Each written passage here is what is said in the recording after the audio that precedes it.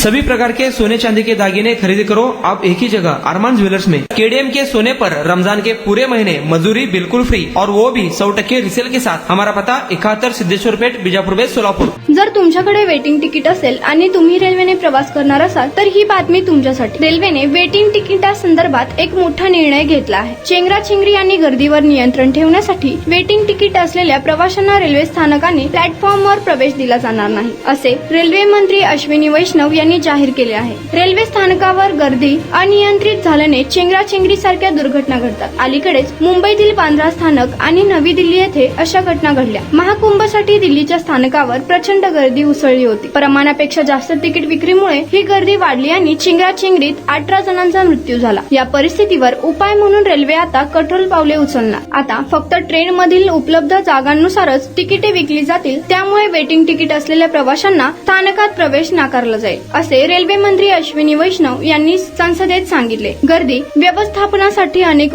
उपाययोजना त्यांनी जाहीर केल्या। रुंद फूट ओव्हरब्रिज, सीसीटीव्ही कॅमेरे आणि वॉर रूमची व्यवस्था करण्यात आली आहे। सण, उत्सव आणि यात्रांच्या काळात रेल्वे स्थानकावर प्रचंड गर्दी होत असते। ही गर्दी नियंत्रित करण्यासाठी रेल्वेने स्थानकाबाहेर होल्डिंग एरिया तयार केले आहे। ट्रेन प्लॅटफॉर्मवर येईपर्यंत प्रवाशांना आता प्रवेश दिला जाणार नाही, असेही अश्विनी वैष्णव यांनी स्पष्ट केले। या निर्णयामुळे रेल्वे प्रवास अधिक सुरक्षित आणि व्यवस्थित होण्यास मदत होईल, असा विश्वास त्यांनी व्यक्त केला। नवी दिल्ली रेल्वे स्थानकावर गेल्या महिन्यात झालेल्या चेंगराचेंगरीच्या घटनेतून धडा घेत रेल्वेने झोनल अधिकाऱ्यांना प्लॅटफॉर्म तिकीट विक्रीवर नियंत्रण ठेवण्याचे अधिकार दिले आहे। वृद्ध, अशिक्षित आणि महिला प्रवाशांच्या मदतीसाठी विशेष परिस्थितीत प्लॅटफॉर्म तिकीट उपलब्ध करून दिले जाणार आहेत। 2024च्या सणासुदीच्या काळात सुरत, उधना, पाटणा आणि नवी दिल्ली येथे होल्डिंग एरिया तयार करण्यात आले होते। आता 60 रेल्वे स्थानकावर पूर्ण प्रवेश नियंत्रण लागू केले जाणार आहे। फक्त कन्फर्म तिकीट असलेल्या प्रवाशांनाच प्लॅटफॉर्मवर प्रवेश मिळेल। वेटिंग लिस्ट तिकीट किंवा तिकीट नसलेल्या प्रवाशांना अनधिकृत प्रवेशद्वारांनाही सील करण्यात येणार आहे। या उपाययोजनांमुळे रेल्वे स्थानकावरील गर्दी नियंत्रित करणे सोपे होईल।